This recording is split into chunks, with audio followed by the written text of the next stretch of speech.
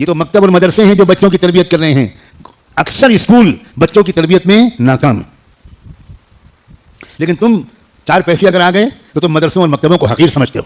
اس کی وجہ یہ ہے کہ تمہارے نزدیک کلمہ حقیر ہے, تمہارے نزدیک اسلام حقیر ہے, تمہارے نزدیک بچہ سوٹ بوٹ پہنے IAS آفیسر بنے یہ زیادہ اہم ہے. وہ بھلے جواری بن جائے, جھوٹا بن جائے, ماں باپ کو گالی دینے والا بن جائے, پکچر دیکھنے والا بن جائے, پورن فلمیں دیکھنے والا بن جائے, موبائل کا مس یوز کرنے والا بن جائے, بنا کرے, مگر بچے کا کیریئر اچھا ہو جائے.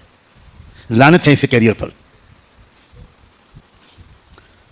گجرات میں زلزلہ آیا تھا, کچھ لوگوں کو یاد ہوگا, بہت بھیانک زلزلہ سن 2001 یا 2002 میں, غالباً 1 میں آیا تھا. بہت بھیانک زلزلہ تھا, پورے شہر الٹ گئے تھے, زمین میں دھس گئے تھے. میں اس وقت لکھنؤ میں رہتا تھا.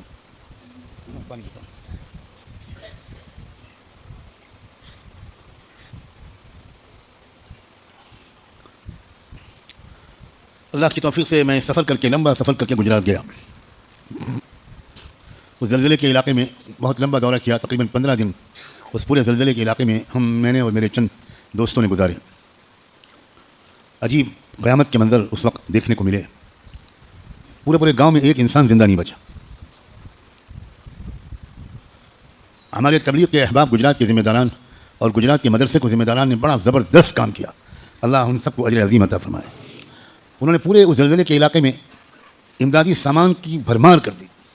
سینکڑوں ٹن غلہ, اناج, پیاز, آلو, چاول, گیہوں, یہ چیزیں انہوں نے ٹرکوں میں بھر کے لائن لگا دی. جگہ جگہ کیمپ لگائے, اور جتنے علاقے کے لوگ زندہ بچے تھے ان میں لائٹ لاؤڈ اسپیکر سے اعلان کروایا کہ فلاں جگہ کیمپ لگا ہے, آپ آئیے اور جتنا غلہ چاہیے, جتنی پیاز, جتنا تیل, جتنا گھی, جتنی پیاز, جو کچھ بھی لے جانا چاہیں لے جائیں. تو بڑا عجیب منظر تھا. ہر کیمپ میں لمبی لائن لگتی تھی. علماء, دعوت و تبلیغ کے ذمہ داران وہ باقاعدہ ہر ایک کو بھر کے بورے دیتے تھے. کتنے چاہیے, 4 چاہیے, 5 چاہیے, 10 چاہیے, لے جاؤ. میں نے اپنی آنکھوں سے دیکھا ایک جگہ پر کیمپ لگا ہوا تھا. اس وقت احمد آباد کے ہمارے بڑے مخلص اور جمع عمر ولی صفت دوست حضرت مولانا مفتی امتیاز صاحب حیات تھے. ان کا انتقال ہو گیا جوانی ہی میں, اس پوری مہم کے تقریباً 2 سال 3 سال کے بعد. تو وہ ذمہ دار اور انچارج تھے. تو ان کے کیمپ میں ہم لوگ رکے, تھوڑی دیر, کافی دیر رکے. انہوں نے پورے علاقے کا دورہ ہم لوگوں کو کرایا. ہماری آنکھوں کے سامنے انڈین آرمی کا, فوج کا خالی ٹرک آیا, اور اس میں سے فوجی افسران آئے اور کیمپ میں آئے کر انہوں نے بڑے ادب سے سلام کیا اور یہ کہا کہ آرمی کی سپلائی رک گئی ہے, شاید کل یا پرسوں ہمارا جو سامان آ رہا ہے پہنچ پائے گا. تو آپ کے یہاں پتہ چلا کہ سامان ہے تو آپ ہم کو دے سکتے ہیں. اللہ کا شکر ہے, مولویوں, تبلیغی ساتھیوں نے ان سے کہا کہ 1 ٹرک, 2 ٹرک, 3 ٹرک, جتنا چاہیں آپ, ہمارے لوگ آپ کے ٹرکوں میں سامان رکھ دیں گے اور آپ کا احسان مانیں گے کہ آپ نے اس گاؤں تک ہم کو جانے کی زحمت سے بچا لیا, خود لے جائیے. انڈین آرمی کا کرنل, اس کی آنکھ میں آنسو تھے اور اس نے یہ تک کہہ دیا کہ صاحب میں آپ سے نمسکار کر کے کہنا چاہتا ہوں, آج نہیں تو کل اس دیش کو آپ ہی لوگ بچا پائیں گے.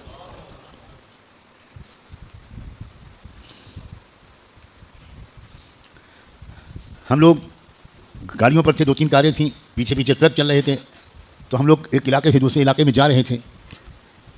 تو وہاں ہم نے دیکھا کہ ہمارا جو کیمپ لگا ہوا ہے اس کیمپ کے پاس ہم لوگ رکے تو پتہ چلا کہ سامنے کے گاؤں میں ایک اور کیمپ لگا ہے.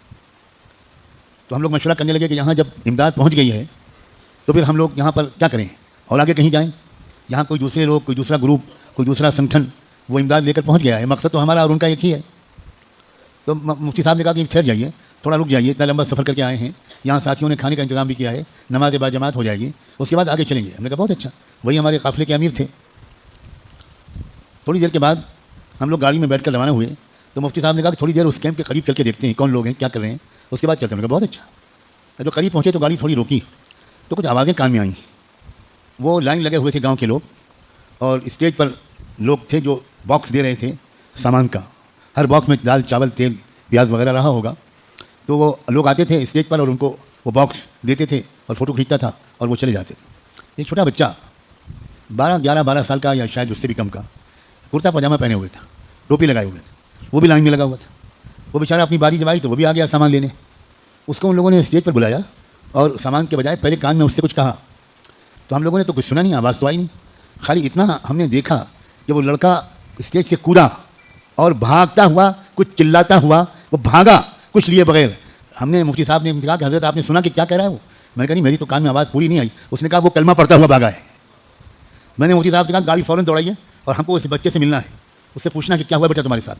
ہم لوگ پہنچے, الحمدللہ ہم پہنچ گئے. تو بچے کو بلایا پہلے تو اس کو پانی پلایا، ٹھنڈا دودھ پلایا جو ساتھ میں تھا، اور اس کو تسلی دی، اور اس سے کہا پوچھا کیا تم بتاؤ؟ تو اس نے کہا کہ میرے ابا، میری اماں، میری بھیا، میری بھابھی سب مر گئے زلزلے میں کھیت میں کام کر رہا تھا اس لیے بچ گیا، میں گھر پہ تھا ہی نہیں، گھر تو گر گیا تو سب مر گئے، اب کوئی میرے سر پر نہیں ہے۔ تو کیا ہوا تم بیٹا، تم سامان لیا نہیں، تم سامان لیے بغیر چلے گئے؟ تو انہوں نے کہا کہ اس بچے نے کہا کہ ہم کو جب سامان دینے لگے وہ، تو انہوں نے ہم سے کان میں کہا کہ پہلے ایک بار کہہ دو جے شری رام۔ تو میں نے بجائے اس کے کہ یہ کہتا میں بھاگا کلمہ پڑھتا ہوا، لا الہ الا اللہ لا الہ الا اللہ لا الہ الا اللہ، میں کلمہ پڑھتے ہوئے بھاگا کہ اماں ابا تو گئے تو کیا اب ایمان بھی جائے گا؟ اللہ اکبر۔ اس بچے کو میں نے بہت لپٹایا، بہت پیار کیا، اس کی پیشانی چومی، بیٹا تمہارے اندر یہ خیال کیسے آ گیا؟ اب یہ غور سے سنو، وہ کسی اسکول کا پڑھا ہوا نہیں تھا، اس نے کہا کہ ہم غریب لوگ تھے، ہم تو مکتب میں بھی نہیں پڑھ سکتے تھے، مکتب کی جو 10-15 روپے کی فیس تھی وہ بھی ابا نہیں دے سکتے تھے، تو مسجد کے امام صاحب کہتے تھے بیٹا میرے پاس آ جایا کرو، میں بھی مزدوری کرتا تھا چھوٹا بچہ، اور اس میں وہ تھوڑا مجھے پڑھا دیا کرتے تھے۔ انہوں نے مجھ سے کہا تھا بیٹا کچھ بھی ہو جائے مر جانا، لیکن کلمے کا سودا مت کرنا، ایمان کا سودا مت کرنا۔ اس جھوپڑی کے ٹوٹے پھوٹے امام کی تعلیم و تربیت کا یہ فیضان تھا کہ وہ چھوٹے بچے نے بھوکا مر جانا پسند کیا، مگر ایمان اور کلمے کو چھوڑنا پسند نہیں کیا۔ اب تمہیں تو قدر ہے نہیں مدرسوں اور مکتبوں کی، تم تو پیچھے پیچھے دوڑتے ہو شاندار اسکولوں اور کالجوں کے۔ خدا کے بندو ہوش کے ناخن لو، سمجھداری کی بات کرو۔ حضرت لقمان کو خطرہ تھا میرا بچہ کہیں ماحول کے اثر سے شرک قبول نہ کر لے، ہمیں اور آپ کو خطرہ نہیں ہے، حضرت لقمان کو خطرہ تھا، اور ہم مطمئن ہیں کہ ہمارا بچہ کبھی نہیں گمراہ ہوگا۔ کیوں بھائی یہ بات صحیح ہے کہ نہیں؟ ہم کو اطمینان ہونا چاہیے یا فکر مندی ہونی چاہیے؟